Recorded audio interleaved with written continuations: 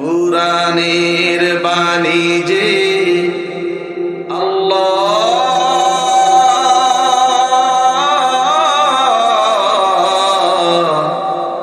আমাকে করেছে ব্যাকুল, আমাকে করেছে ব্যাকুল। কুরআনের বাণী যে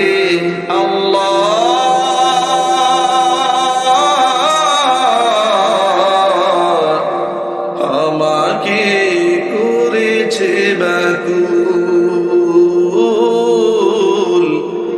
আমাকে করেছে ব্যাকুল। তাই তো এমন উঠলে উঠে প্রাণ আমার হয় যে আকুল, আমাকে করেছে ব্যাকুল, আমাকে করেছে ব্যাকুল। কুরআনের বাণী যে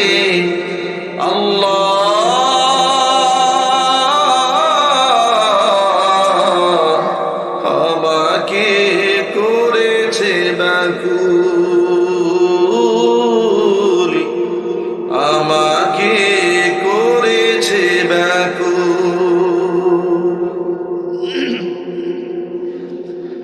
সকল যুগের মানুষ জানে কি মহিমা আল কোরআনে, সকল যুগের মানুষ জানে কি মহিমা আল কোরআনে। এমন মধু পেয়ে হে আল্লাহ, এমন মধু পেয়ে হে আল্লাহ, চিনতে কি কেউ করে ভুল, চিনতে কি কেউ করে ভুল। কুরআনের বাণী যে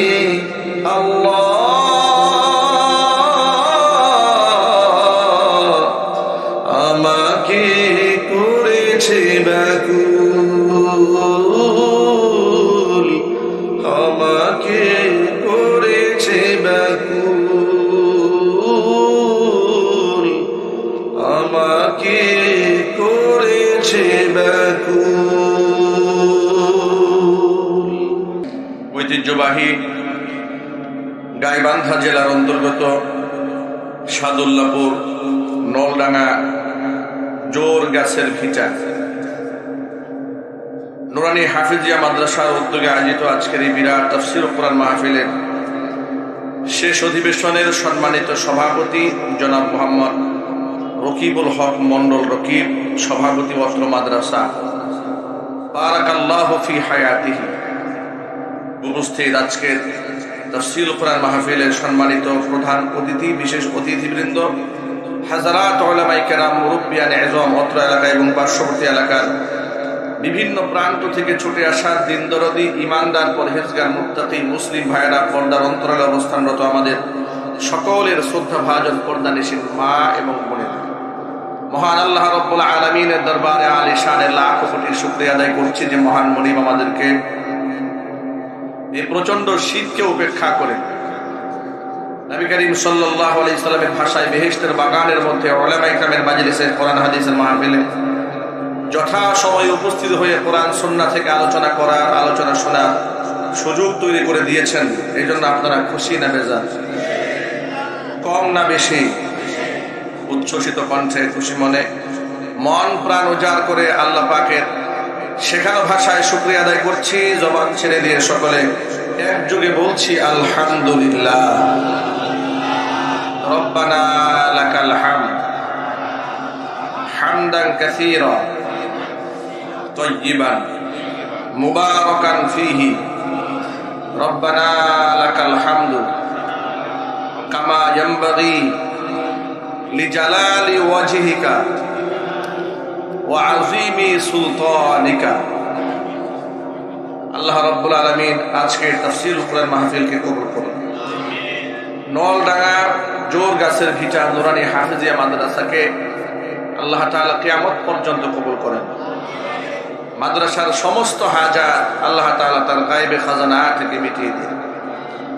অত্র এলাকার সমস্ত মুর্দেগানের কবরে আযাব আল্লাহ তাআলা কিয়ামত পর্যন্ত বন্ধ করে দিন। কাল হাসরের কঠিন ময়দানে এই আয়োজন আল্লাহ তাআলা আমাদের সকলের নাজাতের জারিয়া হিসেবে কবুল করেন। তাফসীরুল কুরআন মাহফিলে আমরা কোরআনে কারীম থেকে আলোচনা করব। আমরা বলি ইনশাআল্লাহ। আমরা স্থান কাল পাত্র ভেদে বিভিন্ন প্রসঙ্গ নিয়ে আমরা কথাবার্তা বলব। একটি মাদ্রাসার মাহফিল, মাদ্রাসা থেকে যে সন্তানগুলো বেড়ে উঠছে, যারা গড়ে উঠছে, তারা একদিক থেকে শিক্ষিত হচ্ছে, আরেক দিক থেকে আদর্শ মানুষ হচ্ছে। আপনারা দেখবেন লক্ষ্য করে মাদ্রাসার ছাত্ররা বিনয়ী হয়, নিরহংকার হয়। তারা যত বড় শিক্ষিত হবে তারা তত বিনয়ী হবে। কোরআনের সান্নিধ্য মানুষকে নরম বানায়, কোরআন মানুষকে গরম বানায় না। ঠিক কিনা বলেন? নবী করিম সাল্লাল্লাহু আলাইহি ওয়াসাল্লামের বিরুদ্ধে অনেক সমালোচনা দূর থেকে কাফেররা শুনত, কিন্তু যখন রাসূলের পাশে তারা যেতেন, একবারে সাক্ষাৎ সারা জীবনের জন্য এমন ভাবে তাদেরকে বিমোহিত করত, পৃথিবীর কোন কাফেরও মৃত্যু পর্যন্ত মুহাম্মদ সাল্লাল্লাহু আলাইহি ওয়াসাল্লামকে ভুলতে পারে না। চিৎকার দেখুন আল্লাহু আকবার। বিখ্যাত সাহাবী জারির ইবনে আব্দুল্লাহ আল বাজালি রাদিয়াল্লাহু তাআলা আনহু, তিনি ইয়ামান প্রদেশের একটি গোত্রের প্রধান ছিলেন। জুমার দিন নবী করিম সাল্লাল্লাহু আলাইহি ওয়াসাল্লামের সান্নিধ্যে তিনি আগমন করেছিলেন। আল্লাহর হাবিব সাল্লাল্লাহু আলাইহি ওয়াসাল্লাম তখন মসজিদে নববীতে জুমার খুতবা দিচ্ছিলেন। ইমাম যখন জুমার খুতবা দেয়, ওই সময়টা নিশ্চয়ই অত্যন্ত গুরুত্বপূর্ণ, ঠিক না ভাই? জুমার খুতবার সময় কি কথা বলা যায়? এটা জোর আওয়াজে বলে, কথা বলা যায় না। ঠিক ওই সময় তিনি মসজিদে নববীতে ঢুকেছেন। তিনি মুসলমান ছিলেন না অমুসলিম ছিলেন। অমুসলিম থাকা অবস্থায় মসজিদের মধ্যে যখন তিনি ঢুকলেন, নবী করিম সাল্লাল্লাহু আলাইহি ওয়াসাল্লাম খুতবা বন্ধ করে সাহাবায়ে কেরামদেরকে ইশারা করলেন। সাহাবায়ে কেরাম পাশ থেকে সরে গেলেন, তাকে বসার সুন্দর একটা তিনি জায়গা করে দিলেন। জায়গা করে দেওয়ার পরে সাহাবায়ে কেরাম একে অপরের চোখ দ্বারা ইশারা করতেছিলেন জারির ইবনে আব্দুল্লাহ আল বাজালির দিকে। জারির ইবনে আব্দুল্লাহ আল বাজালি বলছেন, তখন আমি মুসলমান হইনি, কিন্তু রাসূলের সাহাবীদের এই যে আড়ি টুরি করে তাকানো, এদিক সেদিক তাকানো, আমাকে ইঙ্গিত সুলভ চোখের ভাষায় কি যেন বোঝাতে চাচ্ছে। সবাই চুপ হয়ে আছে, কিন্তু তাদের আমার প্রতি চাহনি দেখে মনে হচ্ছিল তারা আমাকে অনেক আগে থেকেই চেনে। এরকম ভাবে আমার দিকে তাকাচ্ছে। নামাজ শেষ হলো। শেষ হওয়ার পরে তিনি বলছেন যে আমি রাসূলের এক সাথীকে জিজ্ঞেস করলাম, আচ্ছা আপনারা যে আমার ব্যাপারে আড়ি চুরি করছেন, একজন আরেকজনকে চোখ ধরে ইশারা করতেন, আপনারা কি আমাকে চেনেন? রাসূলের সাহাবী তখন তাকে বললেন, আপনাকে আমরা চিনি না, কিন্তু আপনি এখানে আসার আগ মুহূর্তে নবী করিম সাল্লাল্লাহু আলাইহি ওয়াসাল্লাম আপনার প্রশংসা বাণী উচ্চারণ করেছেন। একটু জোরে বলতে হবে সুবহানাল্লাহ। জারির ইবনে আব্দুল্লাহ আল বাজালি বললেন, রাসূলের প্রতি আমার তখনই বুক ভর্তি মহব্বত এত বৃদ্ধি পেল যে আমি একজন অমুসলিম, আমি এখানে আসার পূর্বে যিনি আমার নামে প্রশংসা করতে জানেন, তিনি নিঃসন্দেহে ওয়াসিউল কলব, প্রশস্ত হৃদয়ের অধিকারী। ঠিক কিনা জোরে বলুন?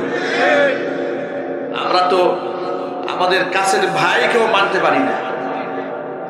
আজকে মুসলমানদের মধ্যে বিভক্তির সবচেয়ে বড় কারণ, বেশিরভাগ মুসলমানের অন্তরে এই পরিমাণে হিংসা, বিদ্বেষ, পরস্ত্রীকাতরতা, স্বজনপ্রিয়তা এত বেশি, কেউ কাউকে সহ্য করতে পারছে না।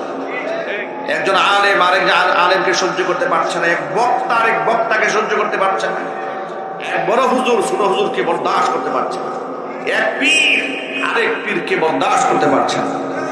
ঠিক কেন যদি বলেন? এক রাজনীতিবিদ আরেক রাজনীতিবিদকে সহ্য করতে পারছে না, এক ব্যবসায়ী আরেক ব্যবসায়ীকে বরদাস্ত করতে পারছে। কেন এমনটা হলো? জারির ইবনে আব্দুল্লাহ আল-বাজালি রাদিয়াল্লাহু তাআলা আনহু বললেন, তখন আমি মুসলমান হইনি, কিন্তু সাহাবায়ে কেরাম আমার ব্যাপারে বললেন যে আপনার ব্যাপারে আপনার প্রশংসা আল্লাহর নবী তার জবানে উচ্চারণ করেছে। আমার মনটা অনেক উদার হয়ে গেল, আমার মনটা ভরে গেল যে একজন অমুসলিমের জন্য তিনি প্রশংসা মানে উচ্চারণ করতে পারেন, তার মনের মধ্যে কোনো সংকীর্ণতা নাই, তিনি মানুষকে আপন করতে জানেন। আমি আমার শেষার্থ রাসূলের সান্নিধ্যে একবার পাশে গিয়ে বসলাম। বসার পরে আমি আল্লাহ রাসূলকে জিজ্ঞেস করলাম, হে আল্লাহ রাসূল, আমার জন্য আপনার কোনো বার্তা আছে নাকি, বলার কিছু আছে নাকি? আল্লাহর হাবিব তাকে বললেন, জারির, তোমার প্রতি আমার বার্তা হচ্ছে তুমি কালিমা পড়ে মুসলমান হয়ে যাও। জারির ইবনে আব্দুল্লাহ আল-বাজালি বলেন, আমি কোনো তর্কে গেলাম না, বিতর্কে গেলাম না। প্রথম সাক্ষাতে তিনি আমার হৃদয়টা এমন ভাবে জয় করে নিয়েছিলেন, তিনি আমাকে কালিমার দাওয়াত দেওয়া মাত্র আমি গ্রহণ করে নিয়েছিলাম। লা ইলাহা ইল্লাল্লাহ মুহাম্মাদুর রাসূলুল্লাহ। জারির ইবনে আব্দুল্লাহ আল-বাজালি রাদিয়াল্লাহু তাআলা আনহু সেই বিখ্যাত সাহাবী যিনি বলেন যুবকদেরকে আল্লাহর নবী এত ভালোবাসতেন, এত সম্মান করতেন, আর এত বেশি মর্যাদা দিতেন।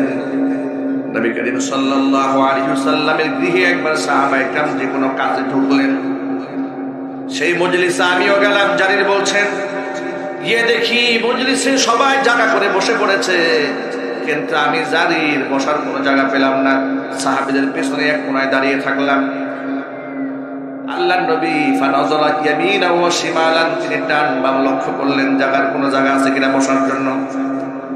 যখন তিনি কোনো জায়গা দেখতে পেলেন না, আমাকে জিজ্ঞেস করলেন, জারির বসার জায়গা পাওনি? জারির বলছি, ইয়া রাসূলুল্লাহ, বসার তেমন কিছু নাই। আল্লাহর হাবিব সাল্লাল্লাহু আলাইহি ওয়াসাল্লাম তার ব্যবহৃত চাদরখানা জারির দিকে নিক্ষেপ করলেন। জারি, বসার জায়গা যেহেতু পাও না, আমার চাদরটা বিছায়া চাদর উপরে বসো। আমার এই যে আমাদের গায়ে, আমার গায়ে যে চাদরটা, একজন ব্যক্তি নিজের গায়ের চাদর খুলে আরেকজনকে দেয়, এর থেকে বড় সম্মানের আর কিছু আছে? আরো চিল্লায় বলেন আছে? মনে রাখবেন, দুইটা জিনিস মানুষকে খুব বেশি সম্মানিত করে, আবার দুইটা জিনিস মানুষকে চরম পর্যায়ে অপমানিত করে। এক হচ্ছে গায়ের জামা এবং পরনের লুঙ্গি যদি কেউ টানা হেঁচড়া করে, সে সবচেয়ে মারাত্মক অপমান বোধ করে। আবার কোনো ব্যক্তিকে সম্মান দিতে গেলে তাকে যদি সম্মানের একটা পোশাক আপনি পরায় দেন, তাহলে এর দ্বারা মানুষ সম্মান বোধ করে। কথা বলতে হবে, ঠিক কিনা?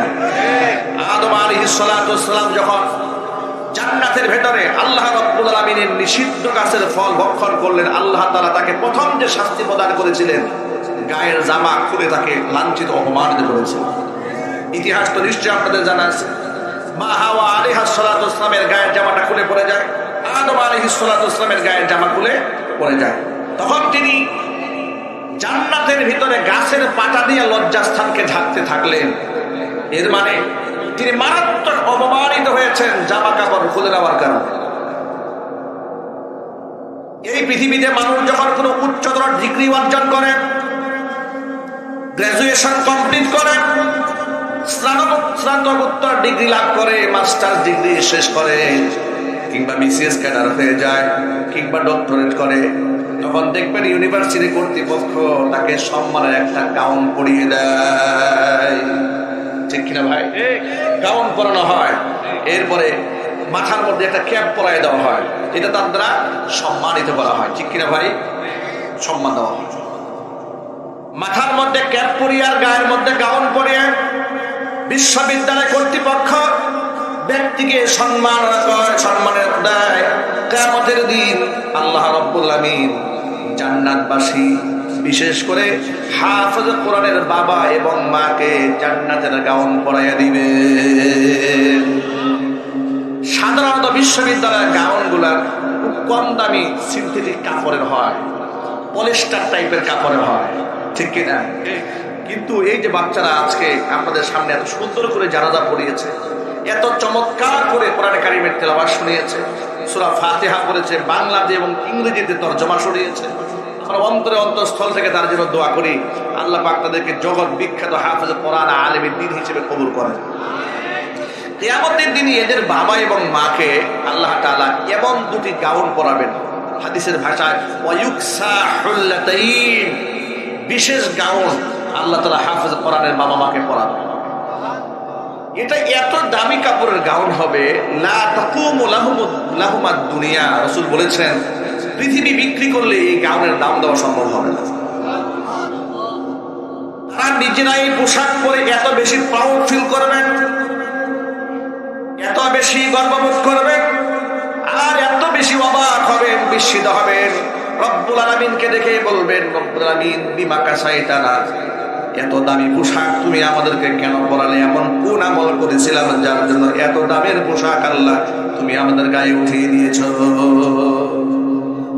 হাদিস শরীফের মধ্যে এসেছে, ফায়াকালু লাহুমা, হাফেজ কোরআনের বাবা মাকে বলা হবে, বিআখদি ওয়ালাদিকুমাল কোরআন, তোমাদের সন্তানদেরকে না তোমরা কোরআন পড়িয়েছিলে, সন্তানদেরকে কোরআন পড়ানোর কারণে আজকে তোমাদের গায়ের মধ্যে সম্মানের গাউন পরিয়ে দেওয়া হয়েছে। সুবহানাল্লাহ বলে। পোশাক পরিয়ে দেওয়া সম্মাননা, খুলে ফেলা লাঞ্ছনা। কিয়ামতের দিন সমস্ত মানুষ যেদিন উলঙ্গ থাকবে, আল্লাহ তাআলা জাতির পিতা ইব্রাহিম আলাইহিস সালাতু ওয়াস সালামকে সর্বপ্রথম বেহেশতের পোশাক পরিয়ে তাকে সম্মানিত করবেন। এটা জোর আওয়াজে বলতে হবে আল্লাহু আকবার।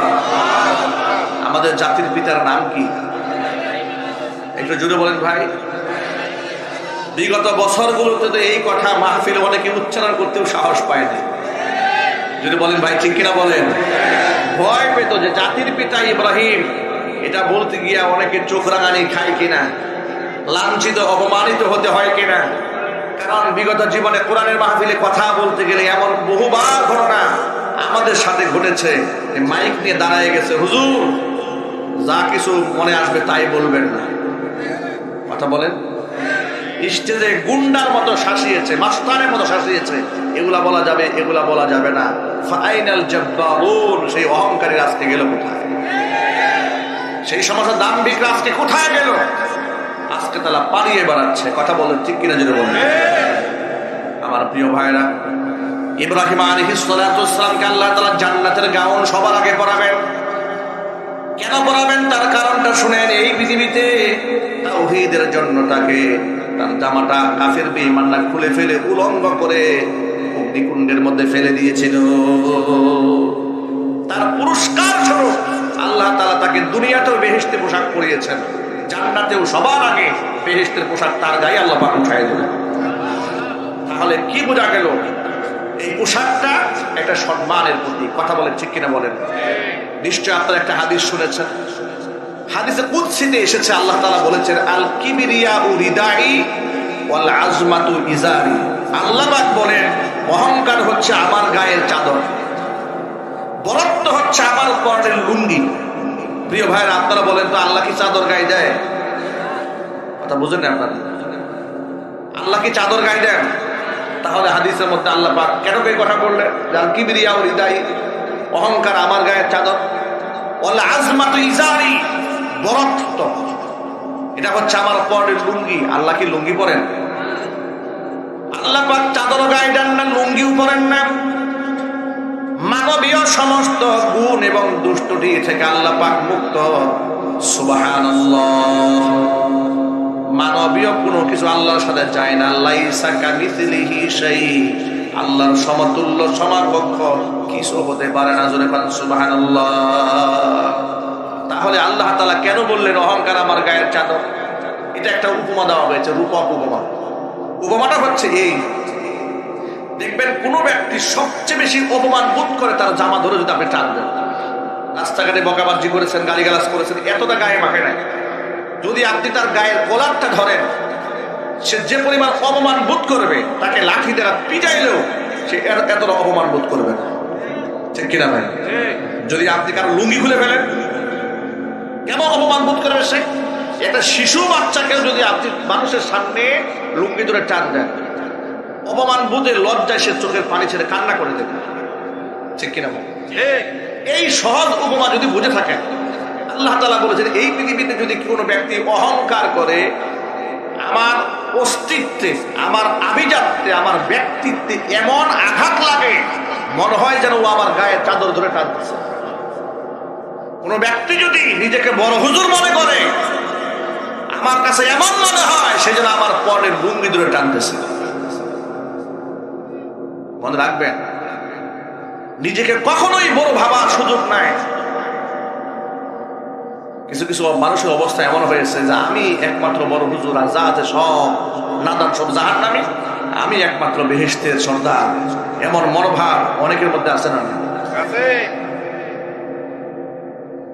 ঈসা আলাইহিস সালাতু ওয়াস সালাম একদিন দেখতে পেলেন শয়তান তিনটা গাথুরি নিয়ে কোথায় যেন যাচ্ছে।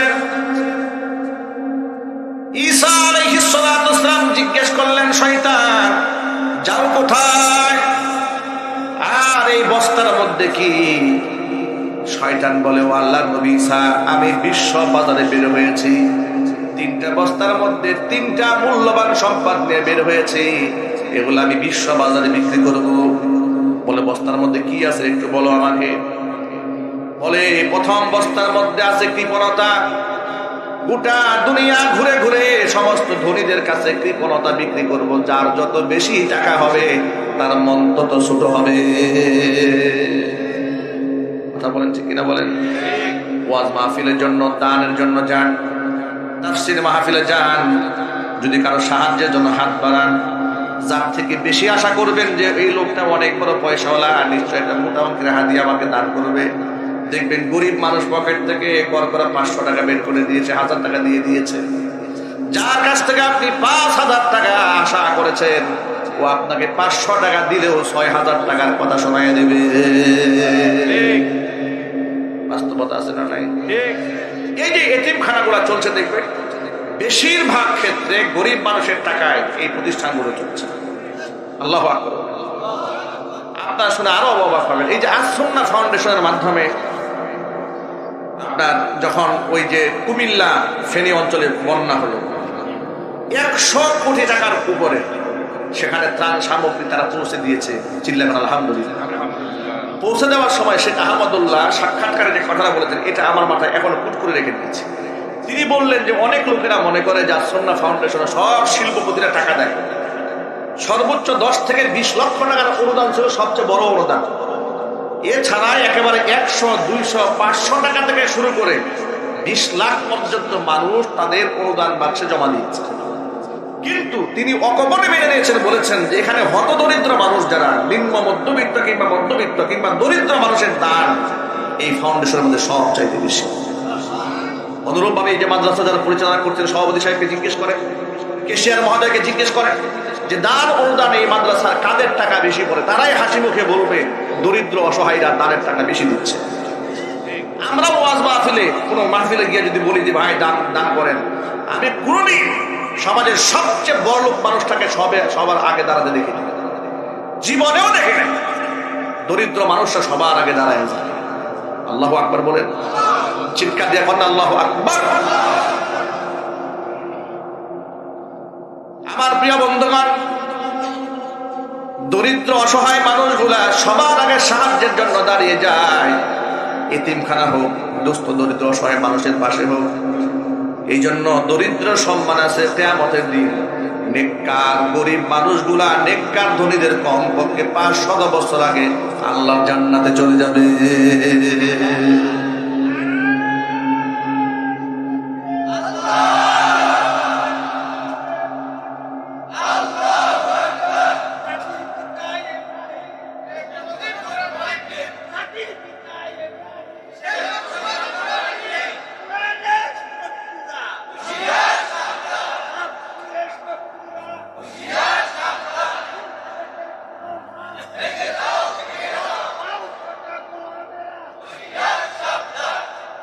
মাশাআল্লাহ, আল্লাহ কবুল করেন। প্রিয় ভাইরা আমার, যে কথা বলতে চেয়েছিলাম, দরিদ্র মানুষগুলার মন থাকে বড়, বেশিরভাগ ধনীদের মন থাকে ছোট, ঠিক কিনা বলেন? আবার সব ধনীদেরকে এক পাল্লায় মাপা যাবে না। এমন বহু ধনী মানুষ আছে মাশাআল্লাহ, তারা যেমন সম্পদের দিক থেকেও ধনী, মনের দিক থেকেও ধনী, ঠিক কিনা বলেন? এই যে আকিজ ফাউন্ডেশন বিরাট শিল্পপতি না ভাই, এই আকিজ ফাউন্ডেশন তাফসীর মাহফিল আয়োজন করে প্রত্যেক বছর 3 দিন ব্যাপী। এটার সূচনা হয়েছিল আমার মাধ্যমে, আমাকে দিয়েই তারা আকিজ ফাউন্ডেশনের প্রথম পর্ব তারা শুরু করেছিল। ডক্টর মুমিন সাহেব আকিজ সাহেবের ছেলে, তিনি মারা গেছেন, আল্লাহ পাক তাকে জান্নাতুল ফেরদাউস দান করেন। অনলাইনে ইউটিউবে বয়ান শুনে সর্বপ্রথম তিনি আকিজ ফাউন্ডেশন আমাকে দাওয়াত করেছিলেন, আমাকে দিয়ে আকিজ ফাউন্ডেশনের মাহফিল শুরু হয়েছে। এই বছর তারা সেখানে বিরাট একটা আয়োজন করছে। আগে তারা খুলনা ফুলতলা বেজের ডাঙ্গাতে মাহফিল করত, এই বছর তারা যশোরে তাদের যে আদ্দিন হসপিটাল আছে এর পাশে বিরাট জায়গা নিয়ে তারা মাহফিল আয়োজন করছে। সেখানে কে কওমি আর কে আলিয়া এটা ভেদাভেদ না করে তিনি জনপ্রিয় আলেমদেরকে দাওয়াত দিয়ে আল্লামা মাহমুদুল হক সাহেবকে দাওয়াত করেছেন, আমির হামজা ভাইকে দাওয়াত দিয়েছেন, সাইফুল্লাহ ভাইকে দাওয়াত দিয়েছেন, মিজানুর রহমান আজহারি ভাইকে দাওয়াত দিয়েছেন, শেখ আহমদুল্লাহ হাফিজুল্লাহকে দাওয়াত দিয়েছেন, আমাদের রফিকুল ইসলাম মাদানী তাকে দাওয়াত দিয়েছেন। জনপ্রিয় ব্যক্তিদেরকে দাওয়াত দিয়ে 3 দিনের মাহফিলের আয়োজন করেছেন, বইমেলার আয়োজন করেছেন। আকিজ ফাউন্ডেশনে গোটা আকিজ পরিবারে যে পরিমাণ অর্থ তারা বিভিন্ন ফ্যাক্টরি থেকে ইনকাম করে, আপনারা শুনে অবাক হবেন। তাদের সমস্ত ফ্যাক্টরির অর্থের যে 2.5% জাকাত, এটা সফটওয়্যার করে রাখা হয়েছে। জাকাতের সম্পূর্ণ টাকা টোটালি সফটওয়্যারের মাধ্যমে টাকাটা আলাদা করে জাকাত ফান্ডে ঢুকে যায়। জাকাত ফান্ডে টোটাল টাকা আলাদা ঢুকে যায়। দরিদ্র, অসহায় এবং অসংখ্য এতিমখানা তারা নিজেরা পরিচালনা করছে। আলহামদুলিল্লাহ বলে। সব ধনীরা একরকম নয় ভাই, সবাই কিন্তু ওই যে মুরব্বীর মতো নয় যে আপনার শেষ হয়ে গেল দরবেশ বাবা, ক্ষমতা চলে গেল, দাড়ি কামাইয়া পালানোর ধান্দা সবাই করে না, কথা বলতে হবে, ঠিক কিনা বলে? আকিজ ফাউন্ডেশনের এরকম বহুত বড় বড় শিল্পপতিরা আছেন যারা মন থেকেও ধনী, সম্পদের দিক থেকেও ধনী। আল্লাহ পাক যেন এই মাহফিলকে কবুল করেন এবং সাথে সাথে আল্লাহ তাআলা এই আকিজ গ্রুপের মতো যে সমস্ত ব্যক্তিরা ধনের দিক থেকে বড় লোক, মনের দিক থেকে বড় লোক, আল্লাহ পাক তাদেরকে জানে মালে ইজ্জতে আল্লাহ ভরপুর বরকত দান করেন। চিৎকার দেখুন আল্লাহুম্মা আমিন। যে কথা আমি বোঝাতে চেয়েছি সেটা হলো, শয়তান গোটা দুনিয়ায় ঘুরে ঘুরে সমস্ত ধনীদের কাছে তারা বখিল কৃপণতার এই বাণিজ্য করে বেড়ায়, আর সমস্ত ধনী মানুষগুলা শয়তানের কাছ থেকে কৃপণতা খরিদ করে নেয়। উপমহাদেশের শ্রেষ্ঠতম একজন মুফতি, নাম হচ্ছে আল্লামা তাকি উসমানী হাফিজাহুল্লাহ, আল্লাহ নেক হায়াত দারাজ করে। এটা যদি বলতেন আমিন। তিনি একটি বই লিখেছেন, বাংলাতে বইটি তর্জমা করা হয়েছে। বইয়ের নাম হচ্ছে ইসলাম ও আধুনিকতা। এই বইয়ের মধ্যে তিনি একটা গল্প লিখেছেন, যিনি যত বেশি ধনী তিনি তত বেশি ফকির। আমি এই হেডলাইন দেখে আমি খুব অবাক হয়েছি। ধনী তো ধনী আবার ফকির হয় কি করে? গল্প পড়ে দেখি যে বাস্তবতার মিল আছে। তিনি উদাহরণ টেনেছেন, যেই ব্যক্তির মাত্র 10,000 টাকা মাসিক ইনকাম, সেই স্বপ্ন দেখে আমার যদি মাসিক ইনকাম আর 10,000 টাকা হতো, মানে 20,000 টাকা হতো, সেই 20,000 টাকা স্বপ্ন দেখে, তাহলে সেই মাত্র 10,000 টাকার ফকির। কথা বলেন, ফকির মানে তার টার্গেট, মানে তার মধ্যে অভাব 10,000 টাকা। কয় হাজার টাকার অভাব? 10,000 টাকার অভাব। যেই ব্যক্তির মাসিক ইনকাম 2 লাখ টাকা, সেই স্বপ্ন দেখে যদি মাসে 4 লাখ টাকা ইনকাম হইতো, তাহলে সেই ব্যক্তি তার অভাব কয় লাখ টাকা? 2 লাখ টাকা। যেই ব্যক্তির মাসিক ইনকাম 50 লাখ টাকা, কি সে স্বপ্ন দেখে যে মাসে 2,000 টাকা ইনকাম হয় নাকি? কি স্বপ্ন দেখে? সে স্বপ্ন দেখে মাসে যেন 1 কোটি টাকা ইনকাম হয়। তাহলে এবার আপনার আন্দাজ করেন তো ভাই, যে যত বেশি ধনী সে তত বেশি ফকির। বাইতুল মুকাররমের বড় এক ব্যবসায়ী, জুয়েলারি ব্যবসায়ী, আমাদের উস্তাদ মুফতি এনামুল হক, এনামুল হাসান, তিনি ক্লাসের মধ্যে একদিন গল্প বলতেছিলেন। বাইতুল মুকাররমের জনৈক ইমাম সাহেব, তিনি ঢাকার একটা বিখ্যাত মাদ্রাসার মুহাদ্দিস, নামটা বললাম না, ভালো মানুষ। তিনি তার ক্লাসে গল্পের ছলে বলছেন যে আমি তো মসজিদের ইমাম, আর এত বড় বড় জুয়েলারি দোকানদারের আমার পেছনে নামাজ পড়ে। রমজান আসলে মাদ্রাসার রশিদ বই থাকে না, কালেকশন করে যে। উনি বলেন, আমি মনে মনে ভাবতেছিলাম যে এই বছর জুয়েলারি ব্যবসায়ী যারা আছে সবগুলোর হাতে একটা করে রশিদ ধরাই দেব, নিশ্চয়ই আমাদের মাদ্রাসার বড় একটা অনুদান তারা দেবে। এটা একটা মনের স্বপ্ন নিয়ে আসছে। এমন সময় দেখলাম যে বিখ্যাত এক জুয়েলারি ব্যবসায়ী মসজিদের ফুলের প্রায় সময় এসে শুয়ে থাকে একা, একদম ল্যান্ড ক্রুজার প্রাডো গাড়ি থেকে নামে, ফ্লোরে শুয়ে থাকে, একেবারে চিত হয়ে আকাশের দিকে তাকায় থাকে। তো হুজুর একদিন তাকে ডেকেছেন যে ভাই আপনি আল্লাহর ঘরে এসে শুয়ে থাকেন, কি অবস্থা? বলে হুজুর আর বলে কি যে কষ্টে আছি, খুব কষ্টে আছে। কেন, কি হয়েছে ভাই? এত বড় ব্যবসায়ী আপনি, বাইতুল মুকাররমে স্বর্ণের দোকানদার, এত বিশাল দোকান আপনার। বলে হুজুর ব্যাংক থেকে 500 কোটি টাকা লোন নিয়েছিলাম, ব্যবসায় এমন ধস নামছে, আমার 14 গোষ্ঠী বিক্রি করলে এখন 200 কোটি টাকা হবে, 300 কোটি টাকার ঝাপলাই বসছে। হুজুর ক্লাসের মধ্যে বলেন, মনে মনে ভাবছিলাম ওর কাছ থেকে কিছু জাকাত নেব, হিসাব করে দেখি এলাকা থেকে কালেকশন করি এর জাকাত দেওয়া উচিত। কি বলেন আপনারা? সেটা কিন্তু জাকাত খাওয়ার মাত্রা অলরেডি হয়ে গেছে, প্লাস মাইনাস হিসাব করলে সে তো মাইনাসে জিরোতে আছে। ঠিক কিনা জুড়ে বলেন ভাই? হিসাব করে দেখি এর কাছ থেকে কি জাকাত নেব, ওরে তো উল্টা জাকাত দেওয়া উচিত। এই জন্য প্রিয় ভাইরা, বাহিরের চাকচিক্য দেখে এরকম ভাববেন না কখনো যে এর চাইতে সুখী মানুষ পৃথিবীতে আর নাই, এটা ভাববেন না। ওই সুখের অন্ধকার, সুখের ভেতরে যে কত অন্ধকার আছে, এটা আপনারা অনেকেই আন্দাজ করতে পারেন না। আপনাদের কষ্ট হচ্ছে ভাই? আমি আমার প্র্যাকটিক্যাল লাইফ থেকে একটা গল্প শোনাচ্ছি আপনাদেরকে, শিক্ষণীয়। গাজীপুরে এক বিরাট বড় লোক, খুবই চমৎকার একটা বাড়ি করেছে, আজ থেকে প্রায় 14-15 বছর আগের কথা। তখন গাজীপুরে এতটা ডেভেলপমেন্ট হয়নি, এত সুন্দর রাজকীয় বাড়ি করেছে। ওই বাড়িটা দেখার জন্য অনেক লোকেরা গিয়েছে। এমনকি তৎকালীন যুগে সে ল্যান্ড ক্রুজার TX প্রাডো গাড়িতে ঘুরে বেড়ায়, ব্ল্যাক কালারের। আমিও দেখেছি বাড়িটা, এবং তার চলাফেরা দেখে এলাকা আলোচনা হতো যে তার চেয়ে হাই লাক্সারিয়াস লাইফ লিড এই এলাকায় কেউ করে না, খুব মানুষের মুখে মুখে। আমি ব্যক্তিগত মনে করতাম যে তার চাইতে সুখী মানুষ মনে হয় এই দৃষ্টিকে, এরকম এটা আমার ব্যক্তিগত একটা ধারণা ছিল। তখন আমি পড়াশোনা করি, শুনে আপনারা অবাক হয়ে যাবেন।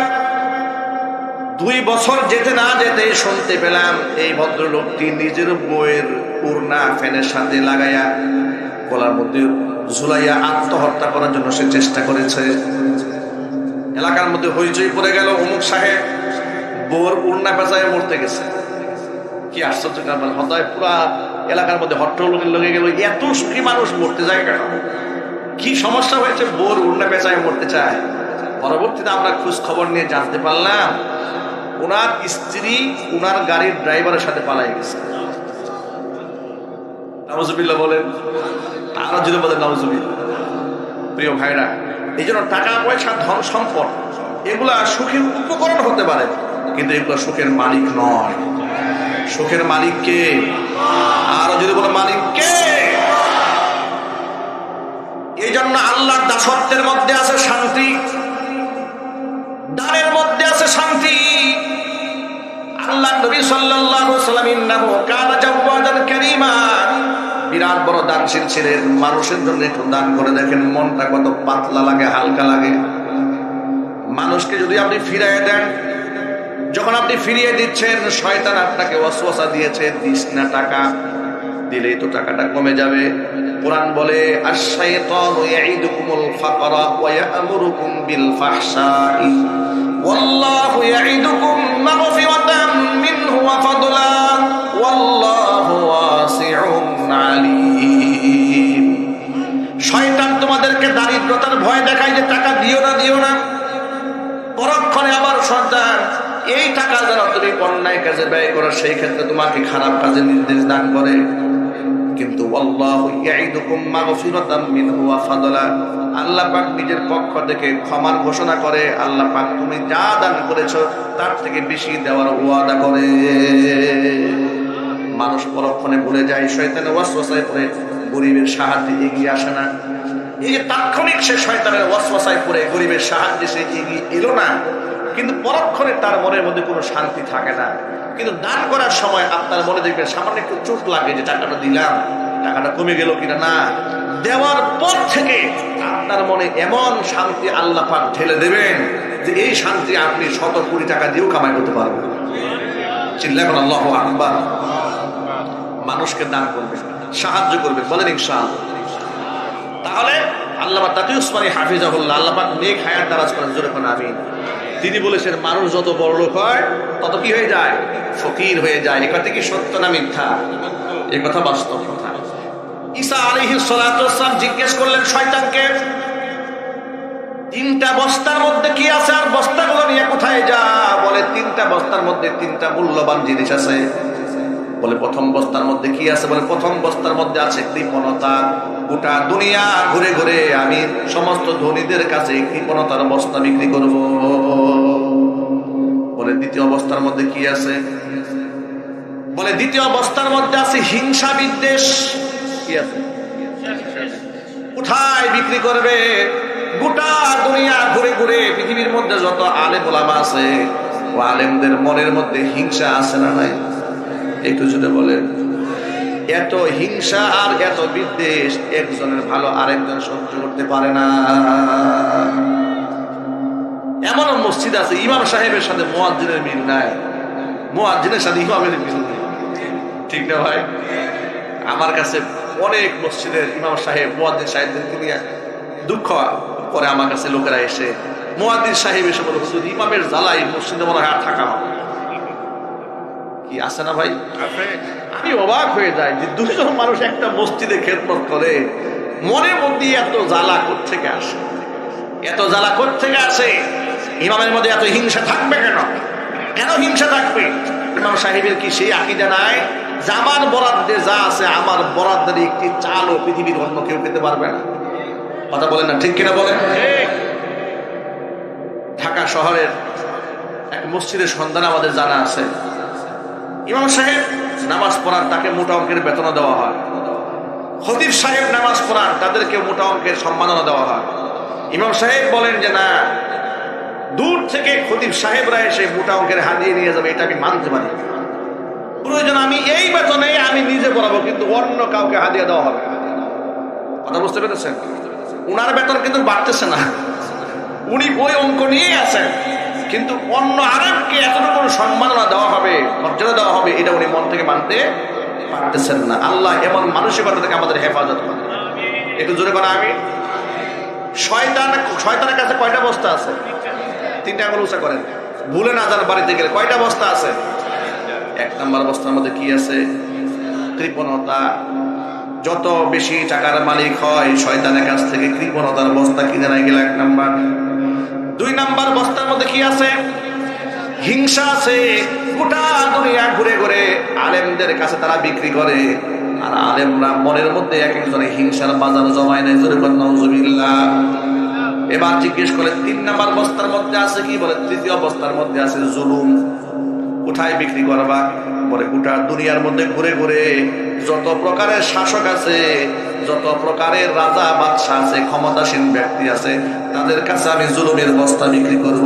যার ধরুন জামানায় জামানায় তারা এক একজন নব্য ফেরাউন হয়ে যাবে, আর একটা করে হাসিনা হয়ে যায়।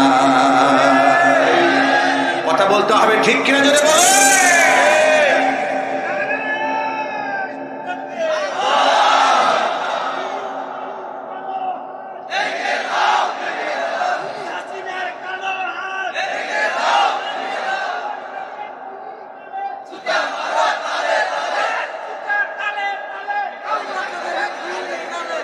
আমার প্রিয় ভাইরা, হাসিনার মতো স্বৈরাচার আর জালেম আমার মনে হয় এই শতাব্দীতে হাসিনার সাথে মিল দেওয়া যায় এরকম একজন পৃথিবীতে খুঁজে পাওয়া যাবে না।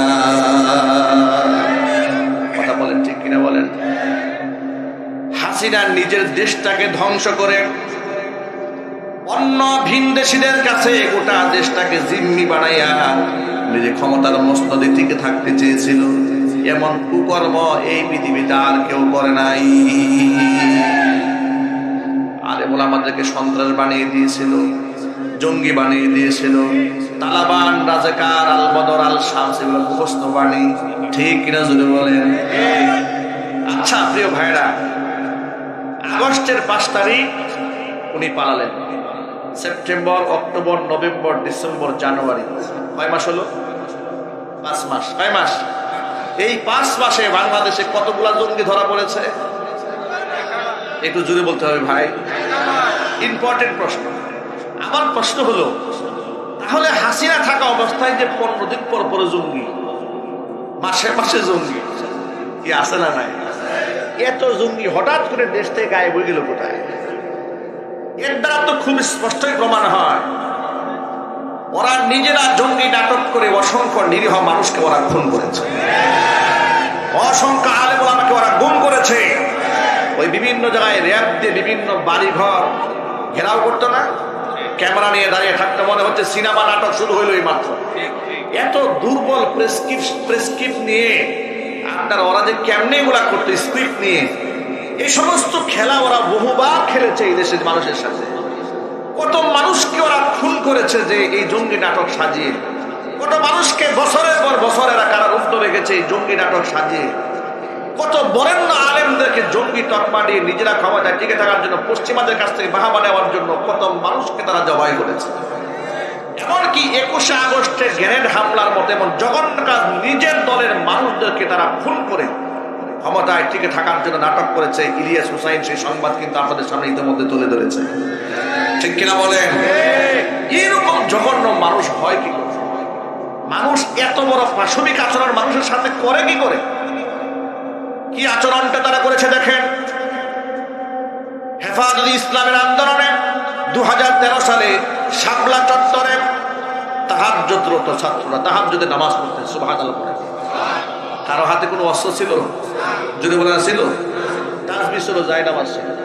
তাসবিহ জায়নামাজ নিয়ে বসে আছে, কেউ সেজদায় আছে, কেউ নামাজ পড়তেছে, কেউ জিকির করতেছে, কেউ কোরআন তেলাওয়াত। রাত 2:30 বাজে উঠফাট করে শুরু হলো চতুর্দিক গ্রেনেড হামলা, এরপরে বোমপিং, এরপরে সেখানে বৃষ্টির মতো গুলি বর্ষণ করা শুরু হলো। এই পরিমাণ সাউন্ড গ্রেনেড সেখানে নিক্ষেপ করা হলো, এই পরিমাণ বিকট শব্দ হলো, বিদ্যুতের লাইনগুলো বন্ধ করে দেওয়া হলো, ইন্টারনেট বন্ধ করে দেওয়া হলো, মিডিয়ার কাভারেজ সব বন্ধ করে দিয়েছে, যাতে অপকর্ম সব আটকায় রাখা যায়, ধামা চাপা দেওয়া যায়। লক্ষ লক্ষ মানুষের উপর নির্যাতনের স্টিম রোলার চালিয়ে দিয়ে যে লাশগুলা তারা ফেলেছে, সেই লাশগুলাকে আপনার সিটি কর্পোরেশনের যে সমস্ত ময়লা ফেলার ভাগারে আছে এগুলার মধ্যে নিয়ে তারা সেখানে ফেলে দিয়েছে। অসংখ্য লাশগুলাকে তারা ম্যানহোলের ঢাকনা খুলে সেখান থেকে ভিতরে ফেলে দিয়েছে। এইভাবে এমন নৃশংস হত্যাকাণ্ড ঘটাবার পরে জাতীয় সংসদে দাঁড়িয়ে বলে শাপলা চত্বরে কোনো গোলাগুলির ঘটনাই ঘটে। এত বড় মিথ্যাবাদী আমার মনে হয় শয়তানের কাছে হাত মানে। কথা বলেন যুবকরা, ঠিক কিনা বলে? এত বড় মিথ্যাবাদী। সে বলে হেফাজতের কর্মীরা গায়ের মধ্যে রং মেখে শুয়েছিল, পুলিশ দেখে দৌড় দিয়েছে। আমাদেরও বলতে ইচ্ছা করে 15ই আগস্টে তোমার বাবা রং মেখে শুয়েছিল। কথা বলেন না ভাই, ঠিক কিনা বলে? তোমরা যে শোক দিবস পালন করো, তোমার আচর্য গোষ্ঠী ওই ধানমন্ডির বাড়িতে বাসভবনে রং মেখেই শুয়েছিল। এইভাবে তারা শহীদদের রক্ত নিয়ে তামাশা করেছে। ক্ষমতায় আসা মাত্র 57 জন সেনা অফিসারকে পরিকল্পিতভাবে ভারতের সহযোগিতা হত্যা করেছে। জুলাই মাসের বিপ্লবে 2,500 মানুষকে খুন করেছে। 2021 সাল থেকে শুধুমাত্র মোদী বিরোধী আন্দোলন করার কারণে 2600 আলেমের নামে মামলা দিয়ে জেলখানায় তারা পুড়ে দিয়েছিল। এমন স্বৈরাচারী জালেমের বিচারই বাড়িতে হবে না। আপনাদের আওয়াজ নাই কেন ভাই? একটু জোর আওয়াজে বলতে হবে না? এই বিচার নিশ্চিত হোক, এটা কি আপনারা চান? যদি এই বিচারকে বাস্তবায়ন করার জন্য আরেকটা ডাক আসে, গণঅভ্যুত্থানের প্রয়োজন হয়, আপনারা কি সেই ডাকে সাড়া দিয়ে প্রস্তুত আছেন কিনা? আমি দোহাই দেখতে চাচ্ছি।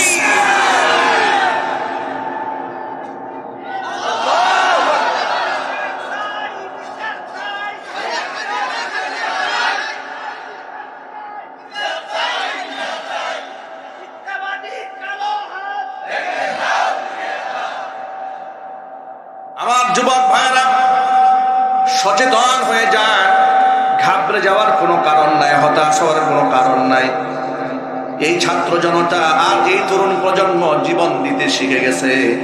যারা আল্লাহর পথে জীবন দিতে শিখে যায় তাদেরকে পরাজিত করার শক্তি পৃথিবীতে কারণ নাই। যারা জীবন দিতে শিখে গেছে তাদেরকে আপনি ভয় দেখাবেন কি দিয়া? কথা বলেন না ভাই, ঠিক কিনা বলেন? যারা জীবন দিতে জানে এদের কোনো ভয় দেখানোর সুযোগ আছে? ভয় দেখানোর কোনো সুযোগ নেই। ও যুবক ভাইয়ের, আমার মূল কথায় ফিরে আসি। যে কথা আমি বলতে চেয়েছিলাম, শয়তান 3টা বস্তা নিয়ে গোটা দুনিয়া ঘুরে বেড়ায়। 1 নাম্বার বস্তার মধ্যে থাকে কৃপণতা, ধনীদের কাছে বিক্রি করে। 2 নাম্বার বস্তার মধ্যে আছে হিংসা, আলেমদের কাছে বিক্রি করে। তিন নাম্বার বস্তার মধ্যে আছে জুলুম। গোটা দুনিয়ার মধ্যে যত রাজা বাদশাহ আছে, ক্ষমতাধর ব্যক্তি আছে, ওই ক্ষমতাসীন ব্যক্তিদের কাছে শয়তান জুলুম বিক্রি করে। জোরে জোরে করেন নাউজুবিল্লাহ। এখন আমরা কি শয়তানের কাছ থেকে জুলুম কিনবো, কৃপণতা কিনবো, মনের হিংসা কিনবো? আমরা উদার হয়ে যাব। জোরে জোরে কর ইনশাআল্লাহ। পোশাকটা হচ্ছে সম্মানের প্রতীক। জারির ইবনে আব্দুল্লাহ আল-বাজালি রাদিয়াল্লাহু তাআলা আনহু বলছেন, নবীজির ঘরে ঢুকলাম, অন্যরাও ঢুকে আছে, জায়গা ফুলফিল হয়ে গেছে, বসার জায়গা নাই। নবীজি সাল্লাল্লাহু আলাইহি ওয়াসাল্লাম সম্মানের প্রতীক, মর্যাদার প্রতীক, গায়ের চাদরখানা খুলে আমার দিকে নিক্ষেপ করলেন। আমাকে বললেন, জারির ইজলিস আলা হাযা, তুমি এই চাদরের উপরে বসো। হযরত জারির ইবনে আব্দুল্লাহ আল-বাজালি বলেন, রাসূলের দেওয়া চাদরখানা নিয়ে আমি এইভাবে চুমা খাইতে লাগলাম, আর চোখের মধ্যে লাগাতে থাকলাম, আর বলতে থাকলাম, আকরামাকাল্লাহু ইয়া রাসূলুল্লাহ কামা আকরামতানি ওয়া আ'আজ্জাকাল্লাহু ইয়া রাসূলুল্লাহ কামা আ'আজতানি। হে আল্লাহর রাসূল, আল্লাহ আপনাকে আরো অনেক সম্মানিত করুন, আল্লাহ আপনার সম্মান বাড়ায় দিক। আমার মতো আত্মা মানুষকে আপনি এত সম্মান দিয়েছেন, আমার মতো আত্মা মানুষকে আপনি এত বড় ইজ্জতটা দিয়েছেন যে আপনার গায়ের চাদরটা দিয়েছেন আমাকে বসার জন্য। আপনার চাদরের মধ্যে মানুষ বসতে পারে না, আপনার চাদরের মধ্যে চুমা খাওয়া আমার জন্য নিয়ামত হয়ে যায়। জোরে বলেন সুবহানাল্লাহ। আমার প্রিয় ভাইরা, নবী করিম সাল্লাল্লাহু আলাইহি ওয়াসাল্লাম যুবক ভাইদেরকে এই রকম করে আপন করে কাছে টেনে নিয়ে তাদের মনকে জয় করে নিয়েছিলেন। ও যুবক ভাইরা আমার, আজকে আমি সকল যুবক ভাইদেরকে সেই রাসূলুল্লাহর পথে আহ্বান করছি। আল্লাহর নবী সাল্লাল্লাহু আলাইহি ওয়াসাল্লাম বলেছেন, কিয়ামতের ময়দানে 5টা প্রশ্নের জবাব দেওয়ার আগ পর্যন্ত আদম সন্তান হাসরের ময়দান থেকে এক কদম পা সরাতে পারবে না। লা তাযালু কদম ইবনি আদম ইয়াউমাল কিয়ামাতি হাত্তা ইউসআলা আন 50। 5টা প্রশ্নের সম্মুখীন হওয়ার আগ পর্যন্ত আদম সন্তান এক চুল পরিমাণ পা নড়াতে পারবে না। নাম্বার প্রশ্ন, আন উমরিহি ফীমা আফনা, জীবনটা কোন কাজে ব্যয় করেছো, জবাব দাও। 2 নাম্বার প্রশ্ন হচ্ছে, ওয়া আন শাবাবিহি ফীমা আবলা, জীবনের মধ্যে সবচেয়ে গুরুত্বপূর্ণ মুহূর্ত হচ্ছে যৌবনকাল, যৌবনকালটা বান্দা কোন কাজে ব্যয় করেছিল, জবাব দাও। 3 নাম্বার প্রশ্ন হচ্ছে, ওয়া আন মালিহি মিম্মা ইকতাসাবা, সম্পদ কোন উৎস থেকে উপার্জন করেছো, জবাব দাও। 4 নাম্বার প্রশ্ন হচ্ছে, ওয়া ফীমা আনফাকা, উপার্জিত সম্পদ তুমি কোন জায়গায় ব্যয় করেছো, জবাব দাও। 5 নাম্বার প্রশ্ন হচ্ছে, ওয়া মাযা আমিলা ফীমা আলিমা, বান্দা যতটুকু ইলম হাসিল করেছিলে তদ অনুযায়ী তুমি কতটুকু আমল করতে পেরেছিলে, জবাব দাও। আমার প্রিয় ভাইরা, জবাব দিয়ে বলেন তো আমার জীবনের মালিক কে? আরো মহব্বতে বলেন মালিক কে? আমার যৌবনের মালিক কে? আমার সম্পদের মালিক কে? তাহলে এই জীবন সম্পর্কে যেহেতু আল্লাহর কাছে জবাবদিহিতার কাঠ গড়ায় দাঁড়াতে হবে, এই যৌবন কালটা আল্লাহর বন্দেগীতে কাটাতে চাই। জুড়ে বলেন ইনশাআল্লাহ। ভিন্ন একটা হাদিসের মধ্যে সাবাতুন ইউজিল্লুহুমুল্লাহু ফি জিল্লিহি ইয়াওমা লা জিল্লা ইল্লা জিল্লুহু, আল্লাহর আরশের ছায়া ছাড়া যেদিন কোনো ছায়া থাকবে না, 7 শ্রেণীর মানুষকে আল্লাহ তাআলা আরশের ছায়া তলে স্থান দেবেন। 1 নাম্বার, ইমামুন আদিলুন, ন্যায়পরায়ণ শাসককে আল্লাহ তাআলা স্থান করে দেবেন। আমাদের দেশে একজন ন্যায়পরায়ণ শাসকের দরকার আছে না নাই? আরো জোরে বলেন। আমরা হযরত উমরের মতো একজন শাসক চাই, ইনশাআল্লাহ বলেন। সেটা বেনামাজের পিছনে দৌড়ালে হবে না। আপনারা আজকে থেকে একটা পণ করেন, যে দলের নেতা হোক না কেন অন্তত পক্ষে তাকে 5 ওয়াক্ত নামাজি হতেই হবে, ইনশাআল্লাহ বলেন। আল্লাহর নবীকে মহব্বত করতেই হবে, কোরআনকে ভালোবাসতেই হবে, আলেমদেরকে শ্রদ্ধা করতেই হবে। আলেমদেরকে যে ব্যক্তি মৌলবাদ বলে গালি দিবে, জঙ্গিবাদ বলে গালি দিবে, আলেমদেরকে যারা রাষ্ট্রের দুশ্মন মনে করবে, আল্লাহর কসম করে বলি যত বড় নেতা হোক না কেন মুসলমানের সাথে তার সম্পর্ক থাকতে পারে না। দাও খোদা দাও আমায় আবার ওমর দারাজ দিন, দাও খোদা দাও আমায় আবার ওমর দারাজ দিন, দাও আলীর মতো বীর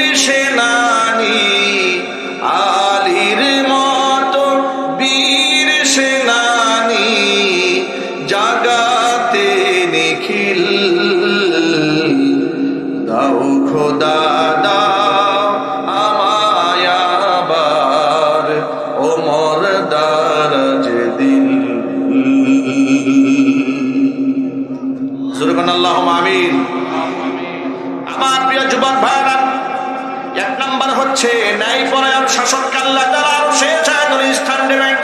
দুই নাম্বার হচ্ছে ওয়াশাবুন নাশা ফি ইবাদাতিল্লাহ, ওই যুবক যে যুবক তার যৌবনকাল আল্লাহর বন্দেগীতে কাটায় দেয় তাকে আল্লাহ তাআলা আরশের ছায়াতলে স্থান দেবেন।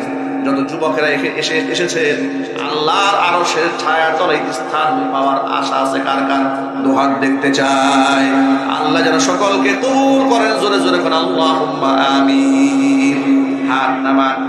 যুবক ভাইরা আমার, শয়তানের ওয়াসওয়াসা আসবে, চোখের জিনা করতে মনে চাবে, পরনারীর সাথে কথা বলতে মনে চাবে, নিজেকে কন্ট্রোল করতে হবে। জান্নাত তো আর কম দামি জায়গা নয়, যদি অর্জন করতে মনে চাই নিশ্চয়ই ত্যাগের বিনিময় করতে হবে। ঠিক কিনা বলেন? জান্নাত কি সস্তা জায়গা?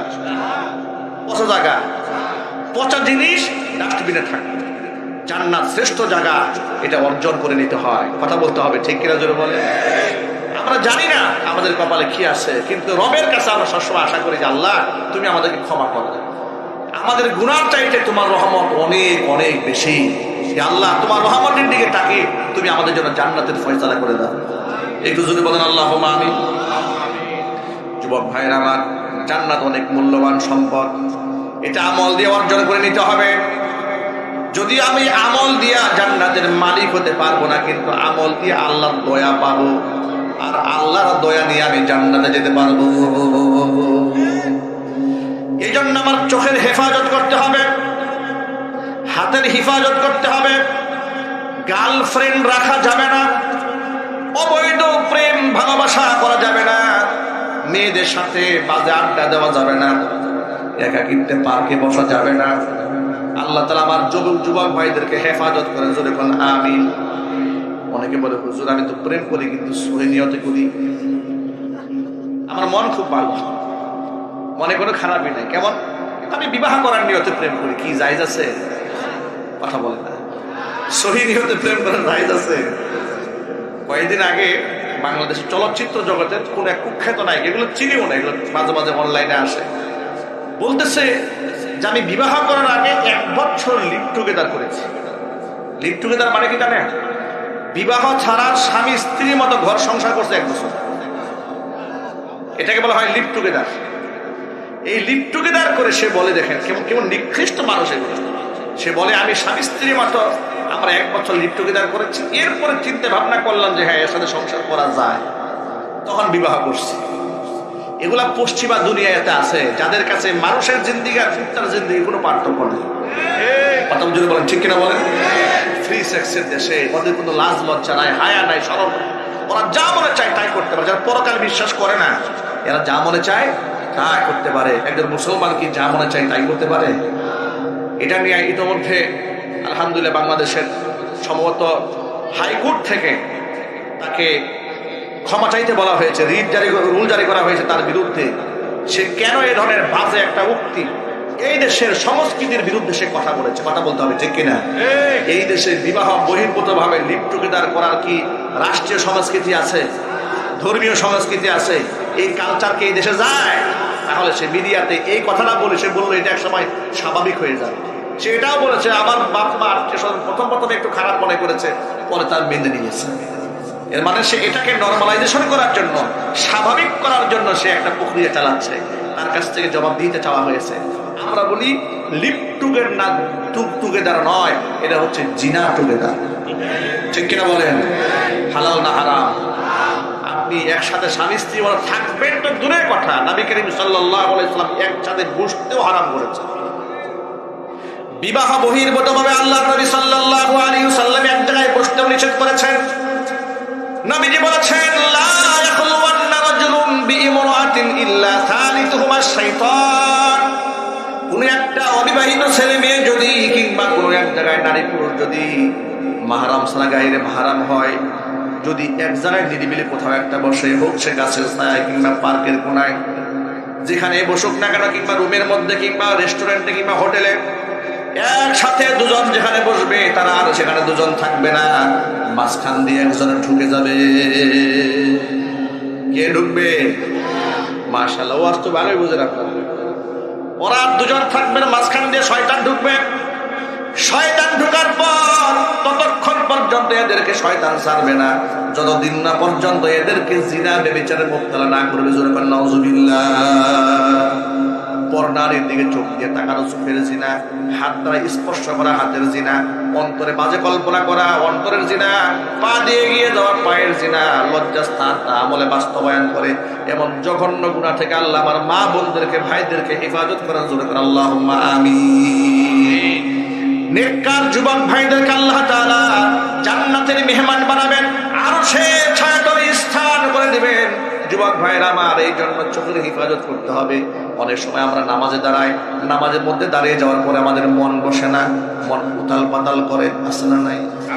আরো জুড়ে বলেন। তারাবির নামাজ যখন রমজান মাসে আসে, আহারে ওযু হাতের শেষ নাই। হুজুর 20 রাকাত না হয় কি 8 রাকাত পড়ার কোনো সুযোগ আছে কিনা দেখেন। কি তারাবির নামাজ কয় রাকাত পড়ব? জুড়ে বলেন। ইনশাআল্লাহ খতমে তারাবি পড়ব। বলেন ইনশাআল্লাহ। সবাই বলেন না ইনশাআল্লাহ। খতমে তারাবি কয় রাকাত পড়ব ইনশাআল্লাহ? নবী করিম সাল্লাল্লাহু আলাইহি ওয়াসাল্লামের ইন্তেকালের পর ওমর ফারুক রাদিয়াল্লাহু তাআলা আনহুর শাসনামলে ধারাবাহিকভাবে মসজিদে নববী থেকে আজকের এই দিন পর্যন্ত মসজিদুল হারাম এবং মসজিদে নববী দুনো মসজিদে 20 রাকাত খতমে তারাবির নামাজ জামাতের সাথে আদায় হচ্ছে। জোরে বলেন আল্লাহু আকবার। সেখানে সর্বপ্রথম নবী করিম সাল্লাল্লাহু আলাইহি ওয়াসাল্লামের একজন বিখ্যাত সাহাবী উবাই ইবনে কাব রাদিয়াল্লাহু তাআলা আনহু, তিনি তারাবির নামাজের ইমামতি করেছেন। জোরে বলেন আল্লাহু আকবার। নামাজের মধ্যে মন কেন বসে না, এটা ছোট্ট আপনি সংজ্ঞা হাদিস থেকে শোনাই দিচ্ছি। কেন মনটা নামাজে স্থির থাকে না? এর বড় কারণ হচ্ছে চোখের হেফাজত না করা। কিসের হেফাজত না করা? আল্লাহর হাবিব বলেছেন, পরনারীর প্রতি যদি কোনো পুরুষের নজর পড়ে যায় আর সে আল্লাহর ভয়ে চক্ষুকে নির্মগামী করে, আল্লাহ তাআলা ওই যুবককে ঈমানের শাহাদাত সাধন করাইয়া দেয়। আল্লাহ যেন আমাদের চোখের হেফাজত করার তৌফিক দান করেন। জোরে কোন আমিন। নামাজের মধ্যে মন তো বসাতেই হবে। সাহাবায়ে কেরাম রাদিয়াল্লাহু তাআলা আনহুম আজমাইন নামাজের মধ্যে এমন ভাবে তেলাওয়াত করেছেন, জিহাদের ময়দানে তীর এসে গায়ের মধ্যে লেগেছে কিন্তু নামাজ ছাড়া নাই। আর আমাদের মধ্যে যদি গায়ের মধ্যে একটা মশা পড়ে, নামাজ বাদ দিয়ে পিটায়, ঠিক কিনা বলেন? মশার একদিন কেউ ওর একদিন, আর নামাজে দাঁড়ায় আসসালামু আলাইকুম ওয়া রাহমাতুল্লাহ, আসসালামু আলাইকুম, এইদিকে তাকাই ফ্যানটা ময়লা হয়েছে কিনা, সুইচটা ঠিক আছে কিনা, হুজুরের কি ব্যাপার, হুজুরের এত লম্বা কেরাত পরে হুজুরে অস্থির হয়ে গেছে। 13 সালে হজে সফরে গিয়েছি, সেনা আপনার অবসরপ্রাপ্ত এক সেনা অফিসার আমাদের সাথে হজ করেছে, আল্লাহ নেক হায়াত দারাজ করুন। মসজিদে নববীতে আসরে নামাজ পড়েছি। নামাজ শেষে আমাকে বলে, আচ্ছা হুজুর, এই হুজুররা সেজদায় গিয়ে কি বলে? আমি বললাম, কেন কি হয়েছে? ওই এত লম্বা সেজদা মানুষ দেয় নাকি দম বন্ধ হয়ে যাইতেছে। মনে মনে ভাবলাম, এই আজিব মুসল্লি ভাই, এ তো মসজিদে নববীতে ইমাম সাহেবের ভুল ধরে। বাংলাদেশের যে মসজিদের মুক্তাদি সে না জানি কত ভুল ধরে, ঠিক কিনা ভাই? কিছু মুক্তাদি তো এরকম আছে, সারাদিন ইমাম সাহেবের পিছনে লেগে থাকে। ইমাম সাহেব যদি পুরোদিন 1 মিনিট পরে মসজিদে ঢুকে, দেখবেন তার মাথা নষ্ট হয়ে গেছে, ঠিক কিনা ভাই? ইমাম সাহেবের ফতোয়ার ভুল সবচেয়ে তিনি ধরেন যারা সূরা ফাতিহা ঠিক নাই, ঠিক কিনা ভাই? দুরূদ শরীফ ঠিক নাই, তিনি ফতোয়া দেয় বলে সব মাসলাকি হুজুররা জানে, আমরা কিছু বুঝি না। আমরাও বুঝি, আমাদের এখানে হিসাব টিসাব হবে না, সব হিসাব আলেমদের হবে, কঠিন হিসাব হবে। আমরা সাধারণ মানুষ এত কিছু বুঝি না, হিসাব কিতাব আমাদের হবে না। প্রিয় ভাইরা, এই কাজটি করা যাবে না। নামাজের মধ্যে মন বসাতে গেলে আপনি মসজিদের ইমাম সাহেবের সাথে সম্পর্ক তৈরি করেন, আর হারাম থেকে চোখটাকে হেফাজত করেন, দেখবেন যে মসজিদে গিয়ে আপনার শান্তি লাগবে ইনশাল্লাহ। বলেন যুবকটি আজকের পর থেকে পারবে ইনশাল্লাহ? কারা কারা হাত দেখতে চান? আল্লাহ কবুল করেন। জোরে করেন আল্লাহুম্মা আমিন। আর জোরে করেন আল্লাহুম্মা আমিন। চোখের হেফাজত করেন, নামাজে মন বসবে। আর রমজান মাসে একেবারে শেষ পর্যন্ত 30 পারা কোরআনে কারীম খতম করতে রাজি আছেন? কারা কারা হাত দেখতে চায়? নামাজে মন বসবে তো ইনশাল্লাহ? আমি 2000 সাল থেকে আলহামদুলিল্লাহ টানা 22 বছর খাতমে তারাবির নামাজের ইমামতি করেছি আলহামদুলিল্লাহ বলে। এখন আর কন্টিনিউ করতে পারি না, এখন মাঝে মাঝে পড়াতে হয়, সময় এখন আর ওই শরীর স্বাস্থ্য এরকম কুলায় না, ব্যস্ততা অনেক বেশি। এই বছর আমেরিকাতে নিউ জার্সিতে জালালাবাদ কেন্দ্রীয় জামে মসজিদে খাতমে তারাবির নামাজের জন্য তারা আমাকে ইনভাইটেশন পাঠিয়েছে। আলহামদুলিল্লাহ ভিসা প্রসেসিং চলতেছে, আপনারা দোয়া করবেন। ইনভাইটেশনটা এসেছে, যদি ভিসাটা হয়ে যায় তাহলে ইনশাআল্লাহ আগামী রমজানটা দেশের বাহিরেই তারাবি নামাজ পড়াবে ইনশাআল্লাহ। আমি সামান্য একটু তেলাওয়াত শোনাচ্ছি আপনাদের ইনশাআল্লাহ। তেলাওয়াত, নামাজের তেলাওয়াতের মধ্যে এত মজা, এটা নিজে পড়তেও মজা লাগে, শুনতেও মজা। আমি ধানমন্ডি জামে মসজিদে ছাত্র জীবনে খাতমে তারাবির নামাজ পড়াতাম। আমার একটা খুদে মুসল্লি ছিল, এই সম্ভবত আপনার 6-7 পরে, এরকম একটা আনুমানিক আমার যতটুকু মনে পড়ে। সে ছেলেটি একদিন আমাকে এসে বলে, হুজুর আজকের নামাজটা একটু তাড়াতাড়ি পড়াবে। মানে খুব ভক্ত, আমি মসজিদে কোরআন তেলাওয়াত করে বসে থাকি, আমাকে বলো আজকে নামাজটা খুব তাড়াহুড়া করে পড়াবেন হুজুর। আমি বললাম কি কারণটা কি বলো তো, আজকে নামাজটা তাড়াহুড়া করে পড়বো কেন? বলে হুজুর আজকে 9টার পরে একটা সুন্দর নাটক আছে, এই নাটকটাকে আমি খুব পছন্দ করি, কিন্তু নামাজের এত আকর্ষণ, এই নামাজটাও ছাড়তে মন চাচ্ছে না, নাটকটাও ছাড়তে মন চাচ্ছে না, খুব মুসিবতে আছি, আজকে নামাজটা একটু তাড়াহুড়া করে মনে রাখবে। আমার ছেলেটির নামও এখন মনে আছে, যে কোরআনে কারিমের আকর্ষণ মানুষকে সিনাও পর্যন্ত ভুলায় দেয়। আল্লাহু আকবার বলেন, চিৎকার দেবেন আল্লাহু আকবার। এই সংস্কৃতি দেশে চালু হওয়া দরকার। যদি কোরআন তেলাওয়াতের মজমা হয়, কোরআনে কারিমের তালিম হয়, তরবিয়াত হয়, দেখবেন যে এই দেশের ছেলেরা তারা অনিসলামিক কর্মকাণ্ড থেকে বের হয়ে আসতেছে। এগুলো যদি না হয় তাহলে তারা বেবিচারের দিকে যাবে, তারা সিনেমার দিকে যাবে, তারা কনসার্টের দিকে যাবে। যদি কোরআন তেলাওয়াত এমনকি দ্বীনি মাজলিসের তালিম তরবিয়াত বেশি হয়, তাহলে এমনিতেই গুনাহ থেকে তারা বের হয়ে আসবেন ইনশাআল্লাহ। তিনি, ওই ছেলেটি আমাকে বলতে, হুজুর আপনি যখন রমজানে তেলাওয়াত করেন প্রতিটা সুর হৃদয়ে এমন লাগে যে আমি সিনেমা দেখা আমার ভালো লাগে। আমি নামাজে দাঁড়াই যাই, সুবহানাল্লাহ বলেন। আউযু বিল্লাহি মিনাশ শাইতানির রাজীম। বিসমিল্লাহির রাহমানির রহিম।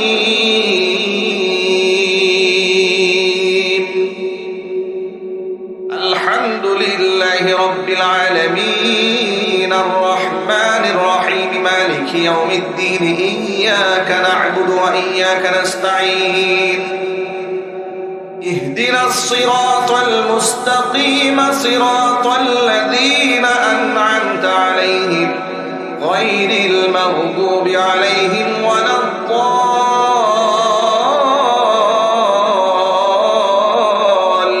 ওয়ালাদ-দাল্লিন। বিসমিল্লাহির রাহমানির রহিম। ইয়া আইয়ুহাল্লাযীনা আমানু লা তুকদ্দিমু বাইনা ইয়াদাইল্লাহি ওয়া রাসূলিহি ওয়াত্তাকুল্লাহ ইন্নাল্লাহা সামিউন আলীম। ইয়া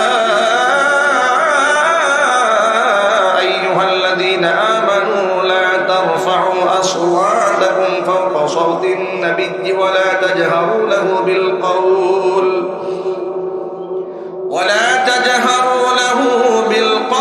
كجهر بعضكم لبعض أن تحبط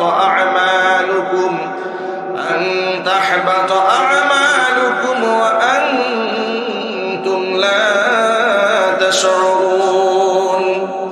إن الذين يغضون أصواتهم عند رسول الله أولئك الذين امتحن الله قلوبهم للتقوى لهم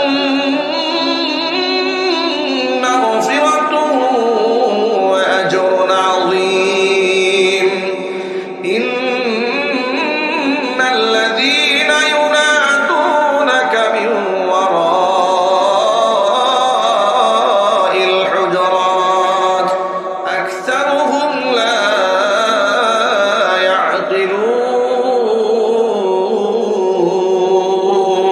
يعقلون. صدق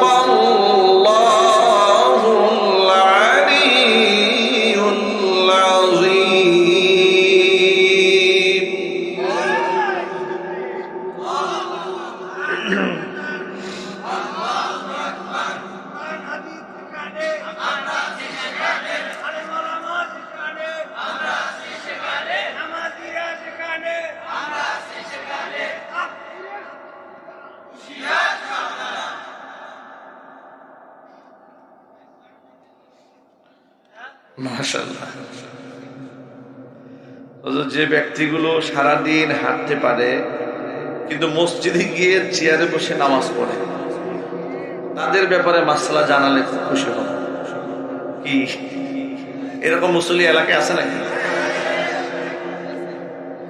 এটা কিন্তু খুব দুঃখজনক কথা, এটা খুব দুঃখজনক কথা। প্রিয় ভাইরা, আপনাদেরকে মনে রাখা উচিত নামাজে দাঁড়িয়ে থাকার বিধান কি বলেন তো? মাশাআল্লাহ, এই যে অনেকেই জবাবটা দিতে পারেন, খুব একটা কমন প্রশ্ন। নামাজে দাঁড়িয়ে থাকা কি, কিয়াম করা কি ফরজ। ফরজ ইবাদতের মধ্যে আপনি কেন ঘাটতি করবেন ভাই? আপনি সারাদিন হাঁটেন, অসুবিধা নেই, হাট বাড়ায় যাচ্ছেন, কোনো অসুবিধা নেই। মসজিদে গিয়ে চেয়ার একটা নিয়ে বসে পড়লেন, কি চেয়ারম্যান হইতে খুব মন চায়? চেয়ারে বেঁধে নামাজ তো আল্লাহর কাছে পছন্দ না, ঠিক কিনা ভাই? আপনি যদি একেবারেই বসতেই না পারেন, মানে একদম ফ্লোরে বসতেই না পারেন, সেক্ষেত্রে ভিন্ন কথা। সেক্ষেত্রে তো শারীরিক অনেক উজরও আছে। আপনি যদি সারা দুনিয়া হাঁটতে পারেন, সারা দুনিয়া হেঁটে বেড়াচ্ছেন, কোনো অসুবিধা নেই, মসজিদে গিয়ে নামাজের দ্বারা আপনার সমস্যা হয়ে গেছে। এই মানসিকতা বাদ দিয়ে আল্লাহর জন্য নামাজ পড়ছেন, নামাজের ফরজ যদি ঠিক না থাকে, আপনার নামাজ মূল্যহীন হয়ে গেল। এই নামাজ তো হচ্ছে না, ঠিক কিনা ভাই?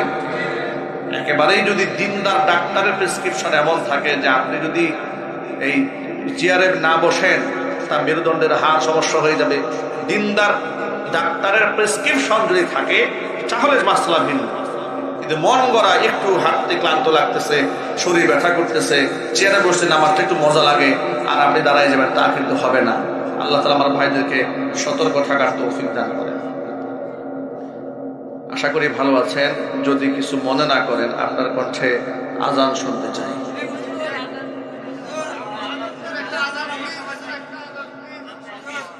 সুবহানাল্লাহ। আগামী 20 জানুয়ারি 2025 এই রোজ সোমবার কামারপাড়া কেন্দ্রীয় ঈদগাহ মাঠে দিনের বেলা বিরাট তাফসীর কোরআন মাহফিল, প্রধান আলোচক হাফেজ কারি মাওলানা আব্দুর রহিম আল মাদানী। কি আমার মাহফিল? জি জি জি, 20 তারিখে জানুয়ারি 20 তারিখে। হ্যাঁ, এটা কোথায়? কামারপাড়া কেন্দ্রীয় ঈদগাহ ময়দান, দিনের বেলাতে কামারপাড়া কেন্দ্রীয় ঈদগাহ ময়দানে কমিটি আমাদেরকে দাওয়াত করেছে। আমাদের তো এই বছর শিডিউল নাই, রাতে মাহফিল দেওয়ার তো কোনো অবস্থায় কোনো সুযোগ নাই। দিনের বেলায় মাহফিল নিয়েছে, দিনেও শিডিউল হচ্ছে না, পরে দিনের বেলায় তারা সবাই হেলিকপ্টার ভাড়া করেছে। মিস করে? আচ্ছা, দূরত্ব বেশি হওয়ার কারণে উত্তরবঙ্গের প্রোগ্রামটা কম দেওয়া হয়, আমাদের আসতে কষ্ট হয় অনেক। আজকে কি পরিমাণ টায়ার্ড হয়েছে। গতকালকে প্রোগ্রাম ছিল সেই কুমিল্লা, এই কুমিল্লা থেকে রাত্রেবেলায় এসে সকালবেলা ঘুমানোর সুযোগ নাই, আবার দূর উত্তরবঙ্গে রওনা। দুপুরবেলা মাহফিল ছিল এক জায়গাতে, আবার এখানে সামিল হওয়া বড় কষ্টকর হয়ে যায়। কিন্তু উত্তরবঙ্গের মানুষদেরকে আমি বড় ভালোবাসি। আল্লাহ তাআলা তাদেরকে কোরআনের জন্য কবুল করেন। আরো জোরে করেন আল্লাহুম্মা আমিন। তাহলে এই ডেটের কথা কি আপনাদের মনে থাকবে তো ভাই ইনশাআল্লাহ? কয় তারিখ? কোন মাসের? হ্যাঁ, জানুয়ারি 20 তারিখ। কোন জায়গায়? কামারপাড়া কেন্দ্রীয় ঈদগাহ ময়দানে, দিনের বেলায় বাদ জোহর ইনশাআল্লাহ। হ্যাঁ, আপনাদের সকল দাওয়াত থাকলো তো ইনশাআল্লাহ? হ্যাঁ ইনশাআল্লাহ।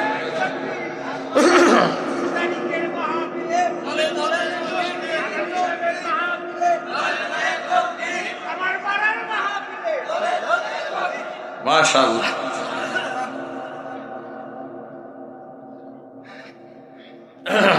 আচ্ছা, সঙ্গীতের আবেদন আছে, একটু গায়ে নেই। হ্যাঁ, গাবো একটু।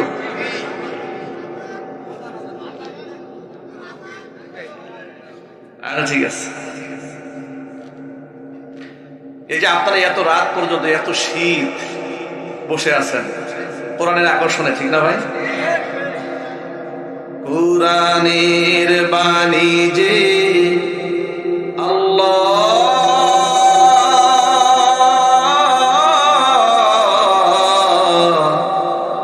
আমাকে করেছে ব্যাকুল, আমাকে করেছে ব্যাকুল। কোরআনের বাণী যে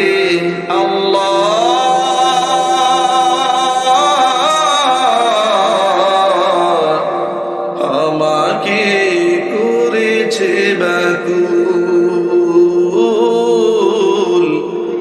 আমাকে করেছে ব্যাকুল।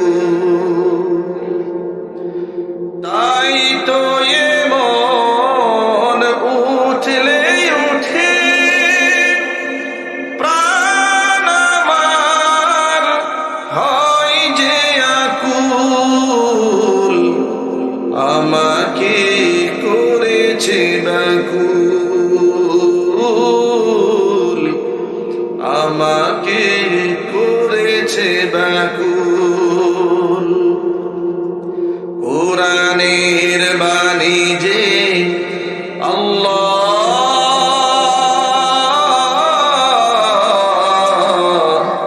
আমাকে করেছে ব্যাকুল, আমাকে করেছে ব্যাকুল।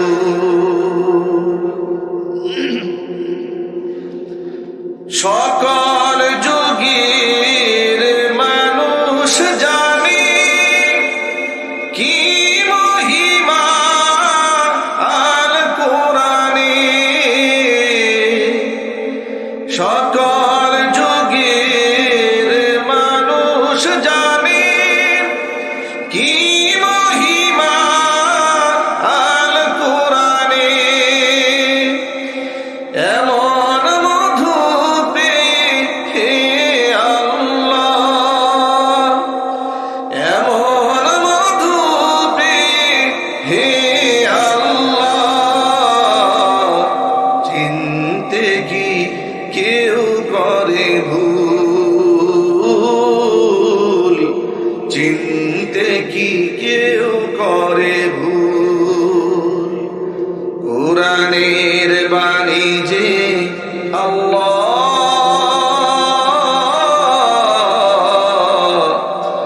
আমাকে করেছে ব্যাকুল, আমাকে করেছে ব্যাকুল, আমাকে করেছে ব্যাকুল।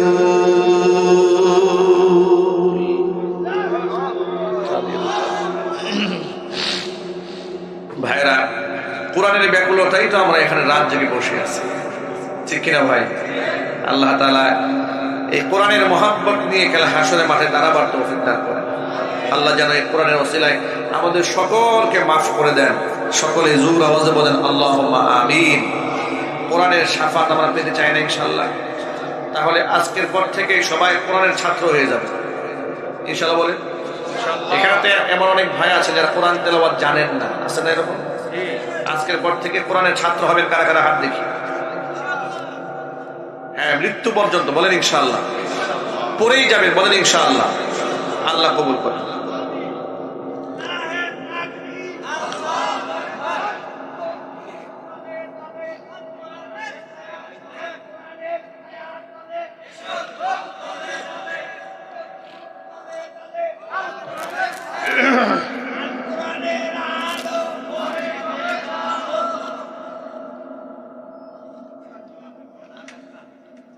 ভাই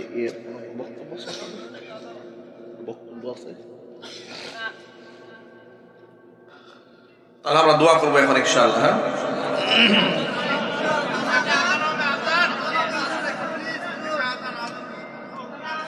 এত রাতে আজানের কথা মনে আছে আপনাদের?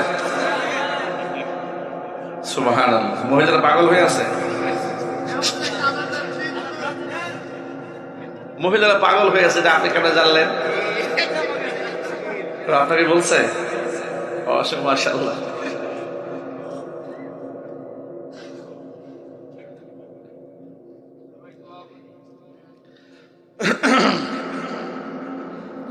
আজানের ভাই একটু ডেলে একটু বাড়াই দেন হালকা।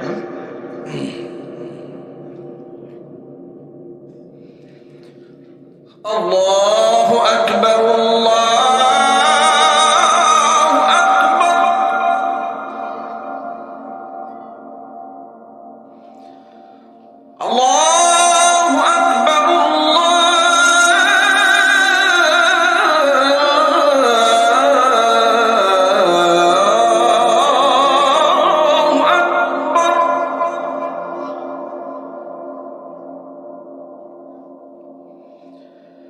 أشهد أن لا إله إلا الله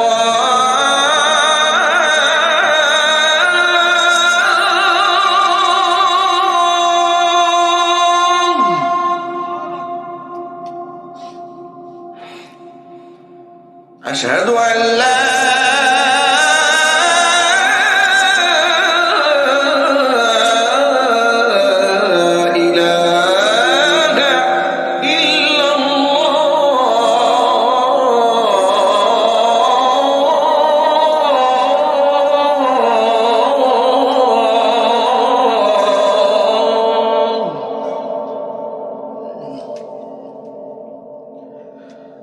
আশহাদু আন্না মুহাম্মাদার রাসূলুল্লাহ।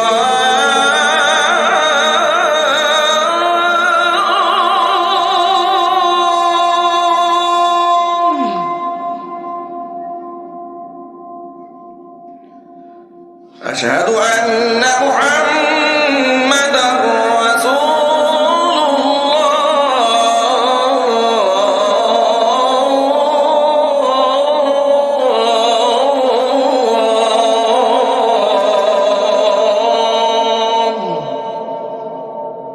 আজানের ধ্বনিটি গভীর রাতে এতটুকু মাইকের আওয়াজ যাচ্ছে অনেক দূরে, যারা ঘুমায় গেছিল তাদের কিন্তু খবর হয়ে গেছে অলরেডি।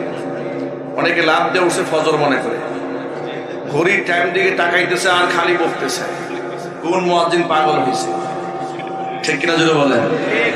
কয়েকদিন আগে কোন এলাকায় জানো এরকম আবদার জানিয়েছে গভীর রাতে, সিরাজগঞ্জে মাত্র 2 কলি আজান শুনিয়েছে।